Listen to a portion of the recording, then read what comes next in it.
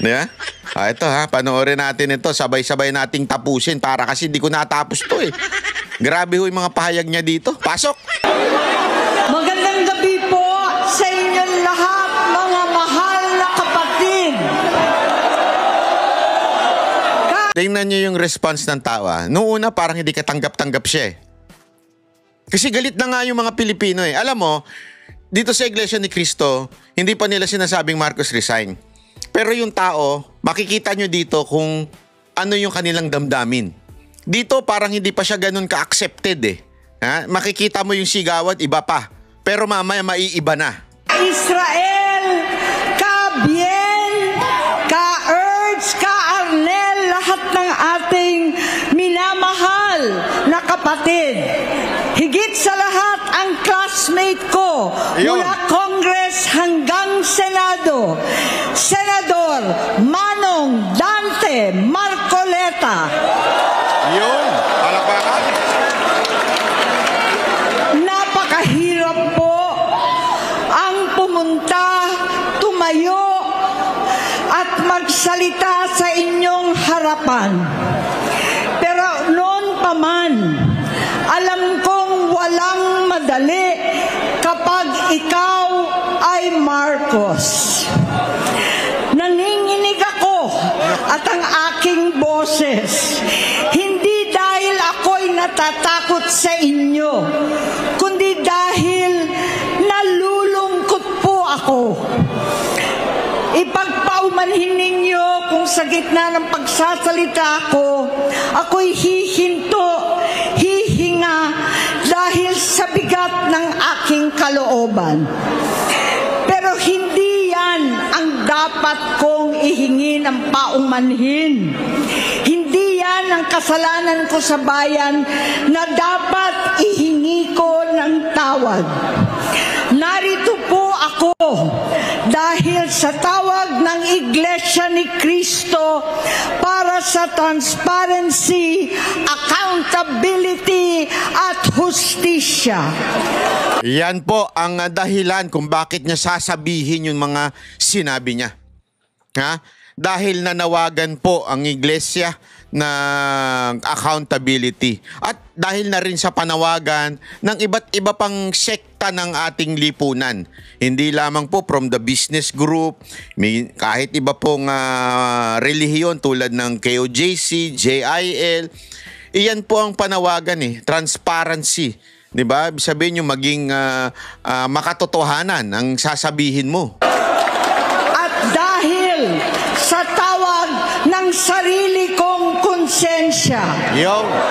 Bilang... Ayan, nakonsensya na. Yun eh, di ba? At galing lang yan. Sa tingin ko talaga, galing lang din yan talaga sa Panginoon. Senador, bilang kapatid, bilang Pilipino. Yo. Bata pa lamang kami ni Bongbong. Ayan na.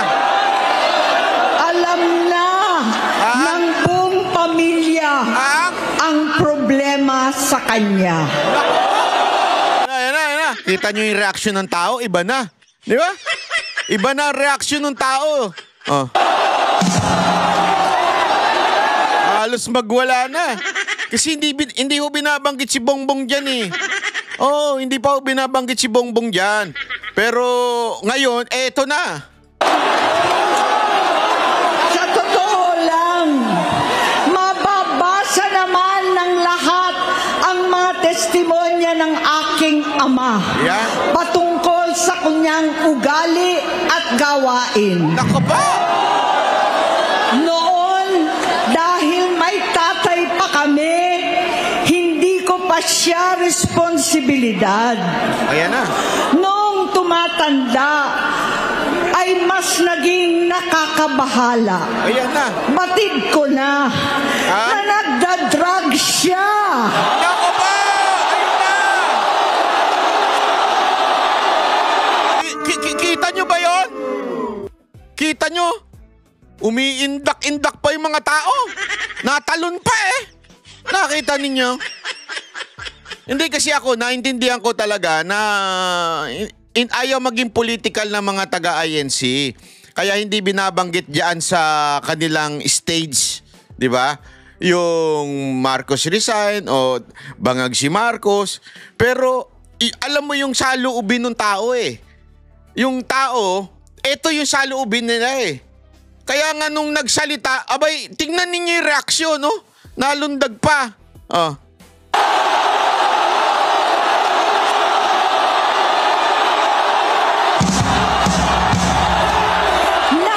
Kita ninyo? Bakit? Finally! Bakit to mga kababayan? Malaking bagay ho ito. Malaking bagay. You know why? Sabi ko nga ho sa inyo, kung ang bumatikos ay mga Duterte, syempre sasabihin nila, kasi opposition lang kayo. O ang bumatikos congressman, kasi ganito eh. Ay, senador kayo ganyan eh. Yeah? O mga political blogger, kasi Duterte kayo eh. Ganyan eh. Yeah? Pero eto ho, kapatid, hindi ho naninira ito. Hindi ho ito gumagawa at nag-iimbento. Siya mismo witness sa pangyayari. At ilalahad niya yung mga nakita niya. At mga na siya mismo ang nakakita, naka-experience. Hindi pwedeng ito. Sabi ko nga kahit kontrahin pa ito ni Auntie Claire, walang kwenta, walang saysay.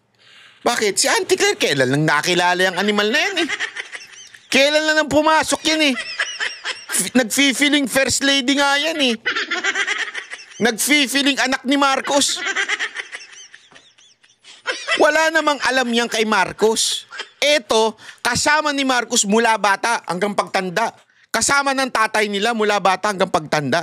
Siya ang may alam ng tunay na kwento ni Bongbong Marcos. Wala nang iba. Yan si Auntie Claire, nagpipiling lang yan. Gusto na magpalit ng family name niyang Joke lang. Baka gusto na niya magpalit ng family name. Marcos na lang. Ko at ng pamilya, nalaman ng pamilya, seryoso ito. Minsan, kami ng presidente. Alam mo, nung may nagkwento sa akin mga kaibigan ko nandyan sa iglesia, na-shock daw silang lahat dyan. Kasi hindi ina-expect na sasabihin ni Amy Marcos eh. Hindi daw ina-expect. Kasi yun nga meron silang somehow may pamantayan sila pagdating sa mga tagapagsalita diyan sa entablado, bawal lang ganito. Naintindihan ko yun kasi yun ang kanilang panawagan, transparency. Hindi naman pabagsakin ng gobyerno, wala silang Marcos resign. Pero ito, nagulat daw. Sobrang nagulat daw ang mga tao diyan.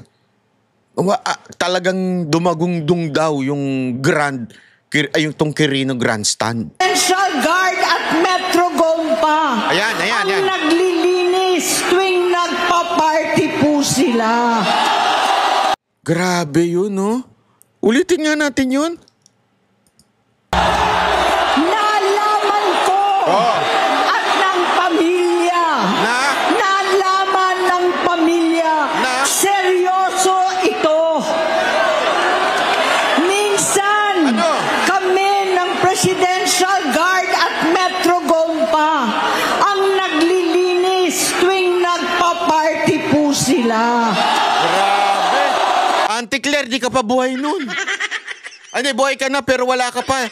Baka nagja-jack and poy ka pa nun. O nagcha-Chinese garter ka pa. Ito yung anong ebidensya ang gusto ninyo? Ito, witness ako. Witness, sabi ni Jaime, ako mismo witness.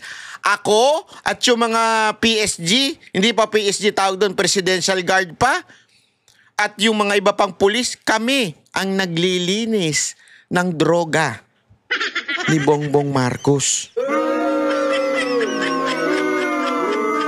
Auntie Claire, anong kalokohan mo para sabihin hindi totoo yan? Ano, AI?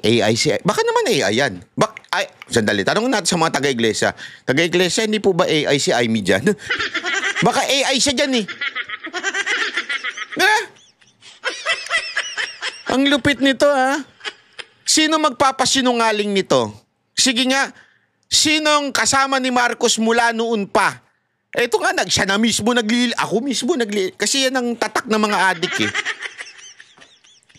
Ang tatak ng mga adik, pag yan nakadrugs na, wala na. Makalat na yung gamit. Kaya nga minsan binaban ng mga hotel sa Amerika yung mga rockstar eh. Kasi talagang wasak yung mga hotel nila.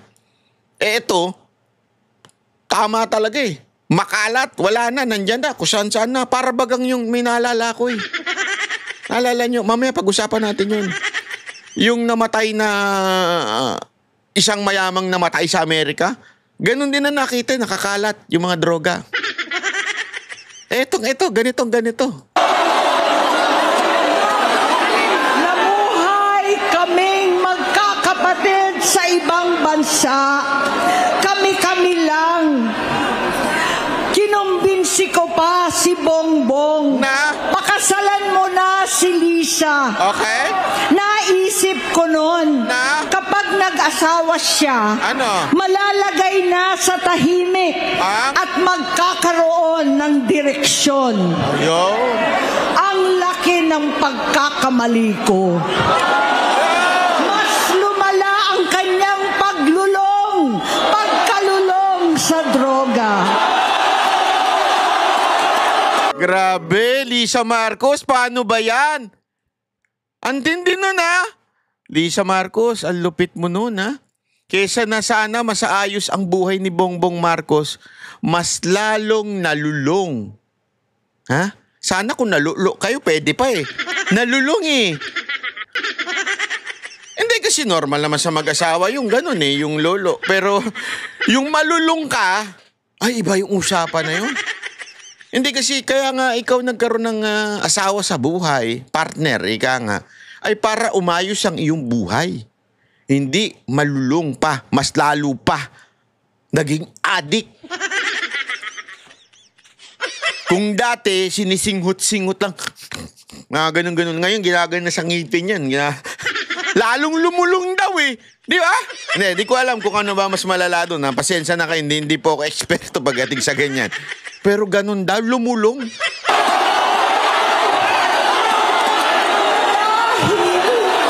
Parehas pala silang mag-asawa.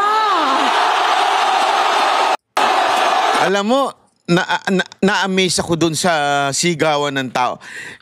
Iniisip ko kasi, mga kababae, iniisip ko, tuwan-tuwa ba sila na adik yung presidente?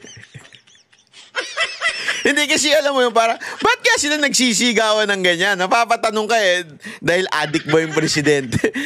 Kaya sila sumisigaw. Gusto niyo ba ng presidenteng adik? Or, baka naman, kasi yan talaga ang nasa loob ninyo. Yan yung laman ng puso ninyo, isipan ninyo, ngunit hindi nyo lang masabi o kaya ay hindi lang pa naiko-confirm sa inyo. Kasi may ganun eh. Lahat tayo, di ba? Sabihin man ni Duterte, adik yan si BBM. Alam mo yun, may mga nagtatanong pa sa akin, di ba? Na mga kakilala ko na hindi naman sa politika, sasabihin nila sa akin, Banat ba ito to ba na adik si Marcos? Sabi ko, yun na sabi ni Duterte, di ko alam, di ba? I cannot say oo or hindi kasi hindi naman ako witness doon. Hindi ko naman siya nakitang nag-hit, di ba? Hindi ako witness, so I cannot say. I will only trust and depend on what PRRD said kasi siya mismo may alam na intel nung panahon na siya ay presidente. Mamaya malalaman ninyo kung paano niya nalaman. Eto, kaya sila nagsisigawan dahil yung 90% or 80% or 30% or 20% or 50% or 99.1% or 99.9% na naniniwala silang adik si Marcos pero meron pang 1% hindi. Yeah? Dito, nung pagsalita ni Amy, yon! Confirm na talagang adik. Kasi wala nang pwedeng magsabing hindi siya adik. tanga mo na lang kung maniniwala ka pa rin na hindi siya adik. Tanga ka. Bakit? Mas magaling ka pa doon sa ate, nakasama, nakakita. Bobo ka ba? Hindi, ako tatanungin ko lang kayo ha. Sa mga kumu-question pa kung talagang adik si Marcos, so mas alam nyo kesa sa kapatid niya na nagsasabi na sa inyo, ako mismo naglinis ng drugs nila. Ako mismo nakita ko adik yung kapatid ko. Mas maniniwala pa kayo sa sarili ninyo o dun sa mga vlogger na bayaran kesa dun sa ate na nakakita, naka-experience at kasama sa buong buhay niya, yung kapatid niya. Abay, matindi tama ninyo, baka adik na rin kayo. Kung sino man yung hindi naniniwala dyan, adik na rin siguro yan. O malamang, alam mo, baka ka-jamming nyo pa. Kaya siguro, ganyan ang pagtatanggol nyo. Malamang ka-jamming nyo. Or, nakikinabang kayo sa pera. Pag presidente. Kasi, ako naintindihan ko yung mga katulad ni Auntie Claire eh. Bakit? Eh, wala namang kwentang abogado yan eh. Yung mga logic niyan, sabit. Pag yung mga vlog niya dati, wala man nanonood yan eh. Sabit. Totoo, walang biro. I-rewind niyo yung mga vlog niyan dati, walang kwenta. Ngayon, dahil nakinabang siya at nagka-position siya, wow, undersecretary ako, wow, official ako, humihingi ako ng... Ay, may alam ako, di ko sasabihin sa inyo. Basta, may alam ako. Basta ano ko, mataas ako, official ako ng gobyerno, okay ako, ganun, di ba?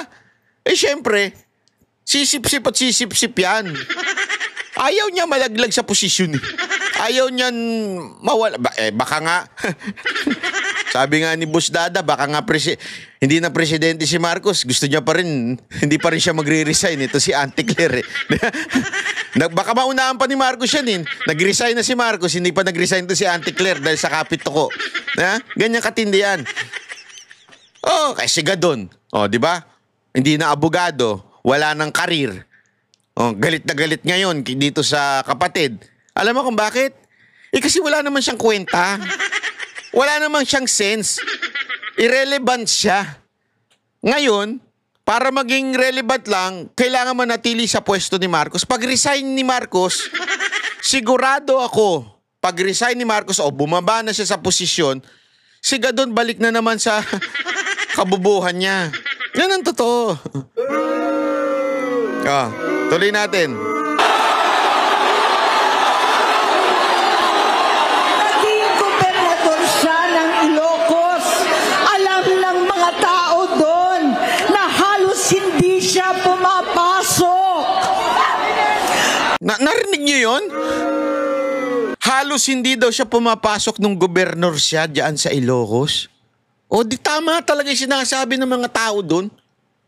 Kasi yan naman talaga sinasabi nila. Ako, personal kong narinig yan sa mga tao sa Ilocos. Eto, di ba ilang beses ko na sinabi sa inyo, nagkaroon ng event dyan sa Ilocos, inimbitahan ni Senator Amy ang Mocha Girls. Nagpunta kami doon. Nagpunta ako sa munisipyo, sa opisina ni Senator Amy. Nagpunta ako sa bahay ni Amy, dyan sa Ilocos. Walang biro. Sinabi ko naman sa inyo yan. O, di ba? Alam mo, pagtatanungin mo yung mga tao, kasi nagpunta kami sa parang night market nila doon eh, yung may mga pagkapagkain, benta-benta, mga night market doon, kasi papasko ata yung something like that. Alam mo, tinanong ko yung mga tao, hindi nila kilala si BBM. Para bang sa kanila, si Amy kilala namin. Kasi talagang daw si Amy, down to earth. Pero si BBM, hindi daw nila naani. Nagtiba may kwento pa nga na hindi nga marunong mag-straight na Ilocano yan. Si BBM. Kasi nga, laking Amerika, laki sa layaw, walang touch sa mga tao. Ganyan daw si BBM. So, confirm yung sinasabi ng mga tao. Ayan, sinasabi mismo ni Amy, hindi nga daw pumapasok halos. Prontahin ko siya, ay nagsasabi siyang magbabago na siya, aalisin na niya ang bisyo. Hanggang sa may nagsumbong na naman sa akin na sa paggising pa lang sa umaga, kasabay ng almusal, marijuana pala.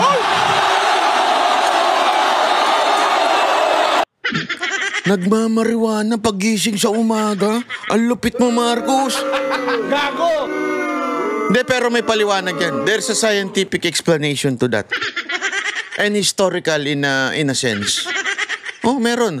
Kasi sa Amsterdam, ito para lang sa kaalaman ninyo, nagpunta ako dun sa Amsterdam.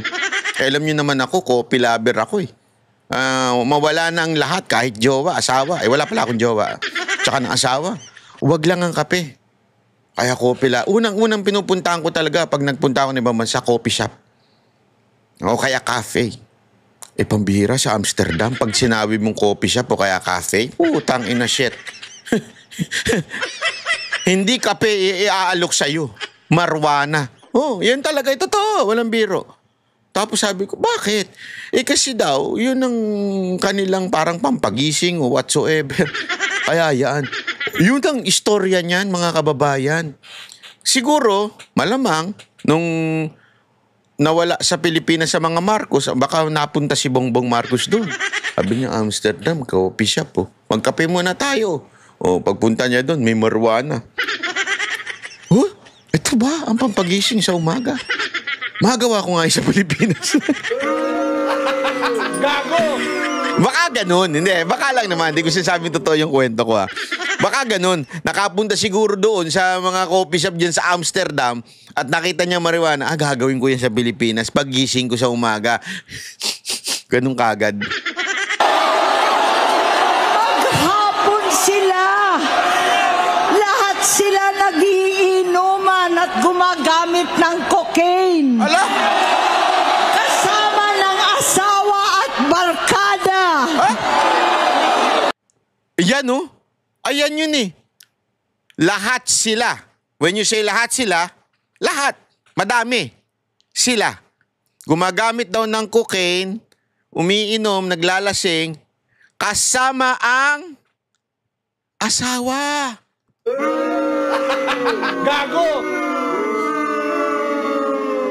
Kaya pala, naalala niyo yung may namatay sa Amerika? Tapos ang kinamatay is overdose. Naalala niyo yun? Tapos pinagbibintangan at pinapalusot pa ng Malacanang na kesyo hindi daw kasama si Lisa Marcos doon. Aba, this time, para bagang natahi-tahi yung mga katanungan natin noon, di ba? Ano yung katanungan natin na meron pala talagang nangyayaring sesyon habang nasa ibang bansa, di ba? Itong mga to. Aba, malupit pala itong mga ito. Naku. Pagka high pa naman, kung ano-ano ginagawa. Tapos magkakaibigan. Baka ang bangbangan yan. Alam niyo yung bangbangan? Bang, bang, ganon. Tulad ng ama ko, kinastigo ko ang mga barkada niya. Na yun. Ang nasirang si Bong Dasa, si Edvi Cruz, Nako! Inigo, Nako! Tony Boy, Nako! Sap Anton, alam po ninyo yan. Paano? Ang ganda ng pitik ni Marcos ni Amy doon Alam nyo po yan. Hindi niya sinabing yun. Nag-iingat din sa live to. Kasi alam mo, sabi ko nga sa inyo noong 2022, bago mag-eleksyon, ilang beses po akong pinatawag po ni Pangulong Duterte sa Malacanang para alamin ang pulso ng social media at ng mga tinatanong niya, kamusta ba? Sino ba ang napupulsoan ng taong bayan? Kahit nung panahon na 2025, bago po makulong si Pangulong Duterte, nung naalala nyo, nagkaraoke kami sa Davao, doon sa bar nila. Ang tanong niya sa akin noon, lagi niya tinatanong, sino ba ang sa social media ang gustong maging senador na mga Tinanong niya ako dyan kung sino bang pwedeng maging senador. Alam mo, sagot ko sa kanya, ang sabi niya pala sa akin, sinabi ko pala sa kanya noong 2022, sabi ko, Mr. President, bakit hindi po si Bongbong Marcos? Di ba yun po ang parang napupusuan ng mga Duterte supporter at that time. Ang sagot niya talaga sa akin, ilang beses niyang sinabi sa akin to, ayoko kay Bongbong, adik yan. Dito sa Davao, nagpupunta yan, doon sa, nagyayati sila ng mga kaibigan niya, at doon sila sa laot, doon sila sa dagat. nagpa-party, nagiinom. Kasi bawal, di ba, yung maingay doon sa Davao, lalo na sa gabi, bawal na alak. So nagpupunta sila sa laot para mag-drugs, para mag-inom-inom at kung ano-ano pang bangbangan ang dating. Di ba, ganun daw. Sabi ko. At inulit niya ito, paulit-ulit ha. Tapos kumukunik dito. Bakit? Yung mga ilang pangalan binanggit niya, yun ang binanggit ni Pangulong Duterte sa akin noon. Sabi ko, aba, lupit nito ha. Patay tayo dyan. Ito daw, binabanggit na oh. Nagre-resign na sa takot ang mga pulis nila at staff dahil sa lumalalang bisyo. Nako, grabe. Inayos ko sila dahil gusto niyang ituwid ang buhay niya. Ayaw. Gusto niyang mag-vice-presidente. Ayaw. Hindi siya pinalad at lalong nagkaroon ng oras para sa bisyo. Nung natalo, mas lalong humitit. Lalong suminghot nung natalo. Huwag yun nang ipatalo yan ha, baka suminghot pa yan. Mula noon, naging malabo sa amin ang lahat. Kaysa mag-away, bigla na lamang lumayo ang loob namin sa isa't isa. Noong 2016, kasabay ng kampanya ni dating Pangulong Duterte laban sa droga, lumabas ang pangalan ni Bongbong sa listahan. Lupit. Nakasama siya sa listahan ng mga celebrities, mga artista, Maricel Soriano at iba pa. Maricel Soriano, nadali ka na naman doon ah. Kawawa naman si Maricel Soriano. Masinsinan kong kinausap si Pangulong Rodi. Halos manikluhod ako. Sinabi kong ayon sa kapulisan, dapat usigin ang mga pusher at saka na lamang sagipin ang mga user. Naligtas si Bongbong. Labis ang takot ko at pag-aalala. Kinausap ko siya at nagsabi siyang talagang siya ay nagbabago na. Muli at lagi, hindi ako nawalan ng pag-asa. Ako'y naniwala ulit. Mula noon na natatanggap ko na lang na balita tungkol sa kapatid ko ay regular na pagpapadoktor. Kaya kumalma naman ako. Inisip ko, totoo, dahil naopera na ang tuhod niya sa gout. Siguro, totoo na ito. Hanggang nito, nalaman ko na tuloy ang paggamit niya sa mga party. Nagarapalan, naghahain ng droga. Pinagmamalaki pa ng mag-asawang kayang-kaya nila ang microdosing ng cocaine. Hindi ko alam yan. Pakipaliwanag yung microdosing na. Ano yan? Diin daw para 4 na beses sa isang araw. Hindi. 4 na beses? Ang lupit niya. Dinaig pa talaga yung pagkain ha. Kasi ngayon, usong-uso na yung OMAD yung 1 meal a day. Ito 4 na beses sa isang araw. Nagpapakasabog. Mabibisto. Ang pampapadoktor, pinalabas nilang pag-stem cell.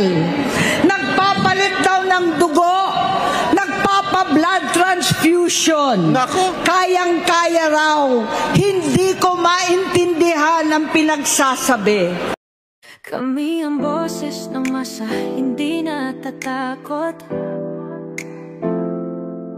Katotohanan lang, di kami nalulunod.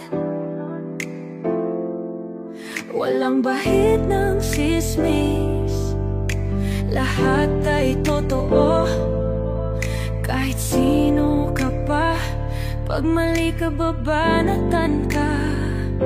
Walang pinipili kulay, wala kaming kinikilingan. Basta para sa bayan, kami lalaki.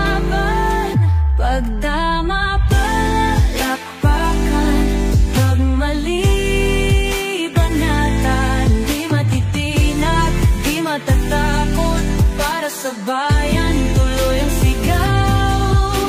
Sa harap ng kamera, walang halong takot.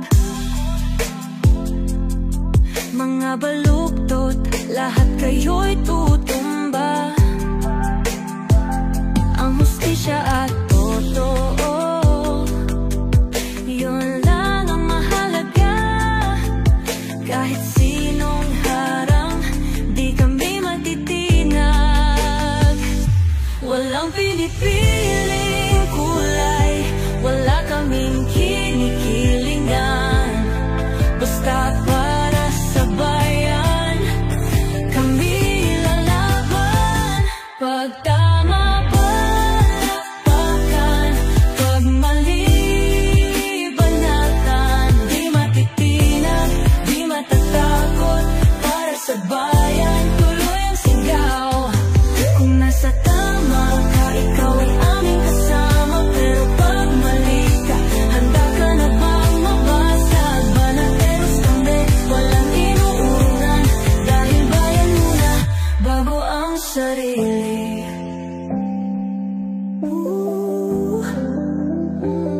Bago ang sarili.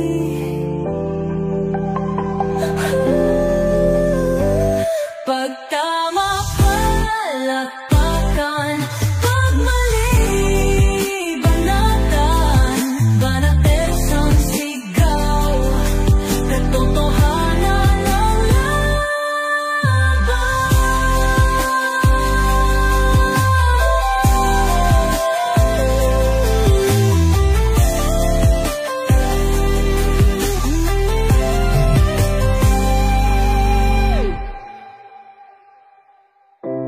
sa harap ng kamera, walang halong